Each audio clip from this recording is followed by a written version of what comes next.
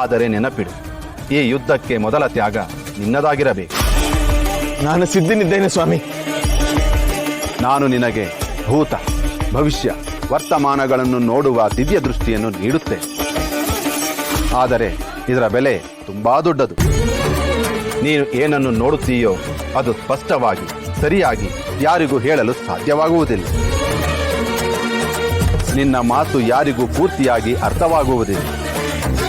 ನೀನು ಸತ್ಯವನ್ನೇ ಹೇಳುತ್ತಿದ್ದರೂ ಜನ ನಿನ್ನನ್ನು ಹುಚ್ಚನೆಂದು ಪರಿಗಣಿಸುತ್ತಾರೆ. ಲೋಕದ ದೃಷ್ಟಿಯಲ್ಲಿ ನೀನು ಬುದ್ಧಿಹೀನನಾಗುತ್ತೀಯ.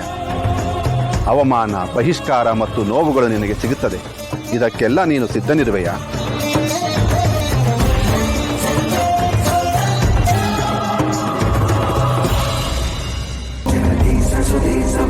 ನನಗೆ ಒಪ್ಪಿಗೆ ಸ್ವಾಮಿ. ಜಗತ್ತು ಉಳಿಬೇಕು, ಅಧರ್ಮ ಅಳಿಯಬೇಕು. ನನಗೆ ಒಪ್ಪಿಗೆ.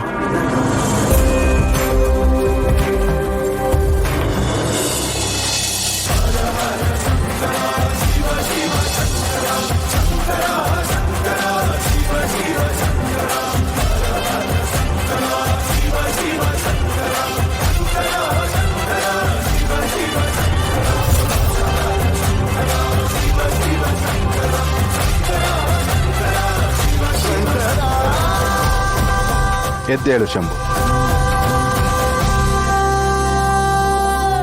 ಹೋಗು ಶಂಭು.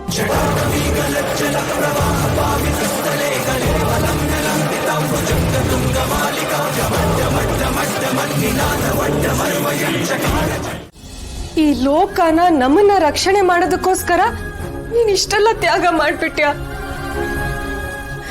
ಎಲ್ರಿಂದ ಹುಚ್ಚ ಅಂತ ಅನ್ನಿಸ್ಕೊಂಡು ಕಲ್ಲೊಡಿಸ್ಕೊಂಡು ನೀನ್ ಇಷ್ಟೆಲ್ಲ ನೋವು ಅನುಭವಿಸ್ಬಿಟ್ಯಪ್ಪ. ಕಾಲದ ಮಹಾಸಮರ, ತ್ಯಾಗ ಅನಿವಾರ್ಯ. ಸಮುದ್ರ ಮಂಥನ, ವಿಷ ಕುಡಿಲೇಬೇಕು. ವಿಷ ಕುಡಿಲೇಬೇಕು, ಅಧರ್ಮದ ವಿಷ.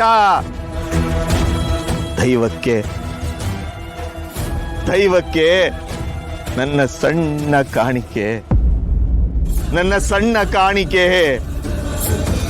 ಹಾಗಾದ್ರೆ ಲೋಕ ಕಲ್ಯಾಣಕ್ಕೆ ನೀನು ವಿಷ ಕುಡ್ದೆ ಅಂತ ಹೇಳ್ತಾ ಇದೀಯಾ? ಇದರಿಂದ ನಿನಗ್ ಸಿಕ್ಕಿರೋದೇನಪ್ಪ? ನಿನ್ ಕುಟುಂಬನೇ ಕಳ್ಕೊಂಡು ನೀನ್ ನೆಮ್ಮದಿ ಇಲ್ಲದೆ ಬದುಕ್ತಾ ಇದೀಯಾ? ಸ್ವಾರ್ಥ ಸಲ್ಲದು.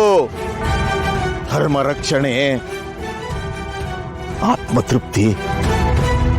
ಆತ್ಮತೃಪ್ತಿ, ಪೀಳಿಗೆ ನೆಮ್ಮದಿ. ಆದ್ರೂ ನಿಮ್ ತ್ಯಾಗನ ಯಾರು ಅರ್ಥ ಮಾಡ್ಕೊಳ್ತಿಲ್ವಲ್ಲಪ್ಪ. ಎಲ್ಲಿವರೆಗೂ ಈ ಹೋರಾಟ?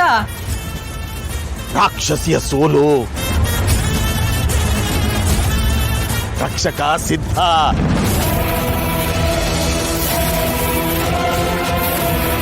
ರಕ್ಷಕ ಸಿದ್ಧ. 100 ತಲೆ ಸರ್ಪ. ಮೆಟ್ಟಿ ನಿಲ್ಲೋ ಪಾದ ಆಗಬೇಕು.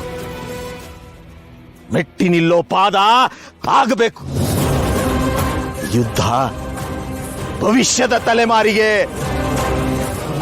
ತಲೆಮಾರಿಗೆ, ನೆಮ್ಮದಿಗೆ, ಲೋಕ ಕಲ್ಯಾಣಕ್ಕೆ. ಹಾಗಾದ್ರೆ ಅಪ್ಪ, ಈ ಹೋರಾಟಕ್ಕೆ ನಾನು ರೆಡಿಯಾಗಿದ್ದೀನಿ. ಆ ರಾಕ್ಷಸಿಯಿಂದ ಆಗೋ ಅನಾಹುತನ ತಪ್ಪಿಸೋದಕ್ಕೆ ನಾನು ರೆಡಿಯಾಗಿದ್ದೀನಿ ಅಪ್ಪ. ನಾನೀಗಾಗ್ಲೇ ಸತ್ತೋಗಿದ್ದೀನಿ. ಆತ್ಮ ಆಗಿ ನನ್ನ ಕೈಯಿಂದ ಏನೇನ್ ಮಾಡೋದಕ್ಕೆ ಸಾಧ್ಯನೋ ಅದನ್ನೆಲ್ಲ ನಾನು ಮಾಡ್ತೀನಪ್ಪ. ನಾನೇನ್ ಮಾಡ್ಬೇಕು ಹೇಳಪ್ಪ.